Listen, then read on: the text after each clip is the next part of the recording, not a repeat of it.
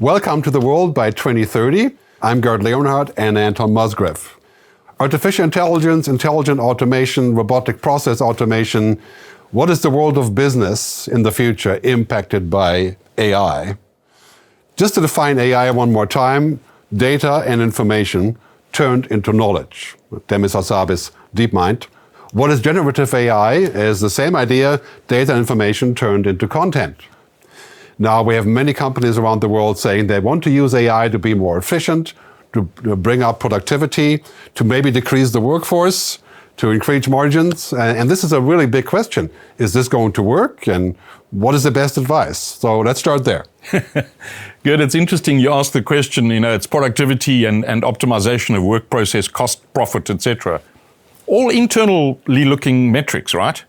I haven't yet read of a CEO that says, how do I use AI to enhance my customer experience off the charts? How do I blow my customer's experience apart and redefine what it means? From the outside in other words. And so we've got to just be sure that we're using it for the right reasons. Yes, it's going to make us more productive. Yes, it's going to reduce production costs in many, many ways. But how do we still use that to create more value in the marketplace for the people that pay us, right? Our customers. Yeah. And so one of the obvious ways, of course, is in the whole area of customer experience. How do we use that data to create knowledge and insights about the customer that helps us anticipate better what the customer may be needing, may be fearing, etc. And let's never forget, Gerd, that in business, it's a very simple process, actually, despite the operational complexity of multinational corporations. Business is that moment where someone with a need meets someone with the ability to respond to that need at a price they agree on. That moment is business. Everything else is busyness. So I think AI can help us with the busyness. We need to find creative ways in enhancing the moment of business. Yeah, I think there's a lot of confusion about this topic of either building better mousetraps using AI. So you have the customer captured and captured even better. Yeah. This is the Amazon flywheel thing, the mousetrap, fancy mousetrap. Or you have this automation thought that you can say, we don't need all those people because we can automate them away and save lots of money there. Yeah. But all of those are kind of illusions, except for the flywheel Amazon, which is working really well, too well actually.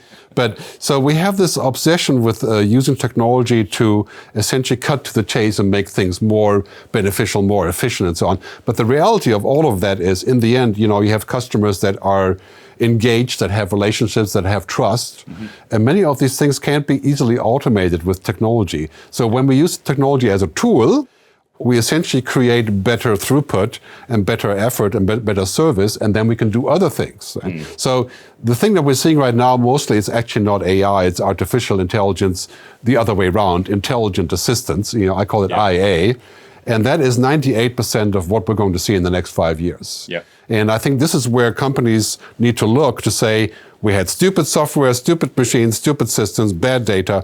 We're going to fix all of that and make it smart, and that's called IA. Right? But it's not a miracle machine. And we're going to use to provide people with better tools. For example, Expedia just came out with a search engine, an AI that is a bot where you can say, I'm going to Switzerland, I have 5 days, give me the best possible at the cheapest price. And the machine can answer individually, you can drill deeper. It's pretty powerful stuff, but it's really not rocket science. Yeah? No. But it's a powerful tool. We're going to see a lot more of those. So imagine, for example, you want to buy a car, you can go to a bot made by BMW or by Audi, and you can speak to the bot and you can type in your request, it can change the colors, it can take you on a test drive, much better than before. But it's not a miracle, and really what I think we're confusing is this, we're thinking that AI would have sort of a consciousness, but really we want just for it to be competent. Right? And that is, of course, I think the big decision-making factor. We should pursue anything that can be competent and also create better values and do things in new ways. And I think that is the benefit of using it in business. I think one of the big challenges, Gerd, is the short-term focus of business around quarterly results, the demands of Wall Street around productivity, forecastability of runway earnings, etc., etc. So yes, intelligent agents, as you call it, absolutely could be used a lot more by many, many more businesses. It's remarkable that Amazon has still the only company to win 5 consecutive years of the Best Customer Experience Award in the US. And it's automated, right? So they got it right years ago. We didn't fear for it in those days, by the way. We thought it was quite good. So there's lots of improvement there, I think. But we're living in a world challenged by many, many significant issues, and it's inflation and it's geopolitical instability, customers under pressure, the middle class is under financial pressure, etc. How do we enhance the overall human experience? As an employee, how can I unleash more human capability, more human features, if you like, in my value contribution by taking away the boring routine stuff and automating that intelligently? Huge area for growth. But the two go hand in hand. So we mustn't only think about what can we automate. How can we then take those humans and enhance their ability to add value to the organization, to customers, to communities, and to society at large? So these two conversations, I think, go hand in hand. It's not either or. We can't have the one without the other. They're mutually interdependent, and we can achieve incredible heights in enhancing the capability, the potential, the impact of excited humans, because they're not doing the really bad drudge stuff. My daughter is working, in an international NGO. It's amazing how much drudge work it takes to actually receive money from a funder and apply it in a community. But where's the real value, right? It's not in the middle. It's not in the gearbox, if you like. Well, I mean, if we're assuming that, I think a person with AI or technology in general will always beat the person without AI, but the AI itself will not beat any person.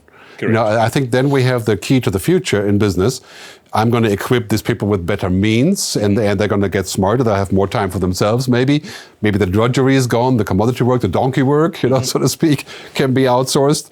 And then I can turn that new potential and the unlocked time that's becoming free into new activities and create new values. So I think one thing that has to happen is that we let go of this obsession of efficiency, and better mousetrap kind of stuff. And for example, advertising and marketing is essentially mousetrap creation. We can move beyond that and get to a new place to where we can build better values and build new businesses from it. And I think that has to be the mission when we use intelligent machines, intelligent cognitive computing, rather than the miracle box that becomes like, ex machina or something, I'm sure you read the book Firms of Endearment by Raj Sisodia, and his question is, can companies make more profit by doing better business? In other words, not advertising was his question, not going only for the efficiencies. And statistically, companies actually make better profit over time, paying their people better, doing better things, etc. So it's interesting that this becoming a firm of endearment in a world of artificial intelligence, automated absolutely everything, is a quest that I think is possible. We just need to think differently as leaders about what is it that we actually want society to remember us for? Why should my business survive? Why should I consume oxygen? Why should I consume resources? Am I making an impact beyond just the product sale? And the answer is yes, you can. And by the way, it doesn't compromise the bottom line. Yeah, I think there's a couple of principles about how to use AI that I've talked a lot about when I do my keynotes. One of them is that we shouldn't mistake a clear view with a short distance. This concept of saying, okay, the self-driving car is here, the flying car is... Yeah, no, it's not, right? So what? It is in principle possible, but now you have assisted driving, which is also very good already. So not to expect miracles from something that may eventually happen, but the question is when. Right? And the other principle is to always keep the human in the loop. Now, I'm a great believer in this, regardless of what AI can do. When you take the human out of the loop, at an important moment, you remove the trust. Right? And so what you should be doing is to amplify the trust by keeping the human in the loop. So not getting rid of people, but reassigning them to new places. And yes, if your job is 95% routine, then your job, like a call center, for example, may be completely replaced. And we're losing some jobs there, which is socially difficult. But generally speaking, keeping the human in the loop. And this is also, I think, the control factor. What we don't want in companies, a black box of technology deciding on my behalf just because I can make more money. That's a death wish. Oh, I mean, it's no reason for existence on this planet, right? So in that case, we have to let go of this concept of looking for miracles and looking for the sort of magic black box. That will not exist for quite some time. And so keeping the human in the loop, I think that's the ultimate promise that we have to make. It's quite interesting, Gerd, if you look at all of the memes now on LinkedIn and all of the platforms around how to use ChatGPT, for example. all of the clues actually put a human in the prompt or the question. You are the CEO, in other words, a human. You want to write in a style, not of a computer code. Don't write this in the style of Java. Write this in the style of a poet, Robbie Burns, for example. So the reference point for GPT and AI is always back to a human, interestingly. What would human A, B, or C do in this scenario? So it's almost saying to the AI, help us make better humans. And the third thing, that I want to tack on to the human in the loop thing is that we're not going to save money because we can use AI. This was the promise of social media. Yeah. We can spend less money on marketing so that we can use social media because they have cheap advertising. And it turns out, no, 20 million people work in social media now, and it's costing money. And AI will be the same way. So these are better tools, more efficiency and so on, and maybe we can be more efficient and move and work faster. But this is not going to be cutting the cost to zero and the profits to 100. No. So we should let go of these illusions. And I think let's again realize where we best deploy smart systems. I'm actually almost wondering whether AI is becoming the wrong word, much like maybe controversially sustainability, I think, has lost a lot of impact. It's just overused, it's lost its impact. So are we doing the same to AI? And let's maybe think about smart systems. How do we make a system smart to enable automated, valuable processes that move the needle in the right direction? And how do we then blend that with that human trust, human experience? I often say, Gerd, if your business strategy, when you announce it to your people, doesn't unlock goosebumps, which is a human, visceral, physical reaction of excitement normally, or fear, I guess. But if it doesn't unlock a human reaction, then you've missed the point. And so AI must stand alongside that human reaction of anticipation, of impact, of, wow, that was a great experience. So let's make the systems really smart as we can. Let's take away all the drudge work, automate all of that, and then come back and create that human magic.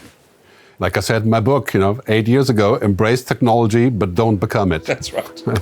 So thanks. That was the episode on what's happening with AI and business. Thanks very much for tuning in. Thank you.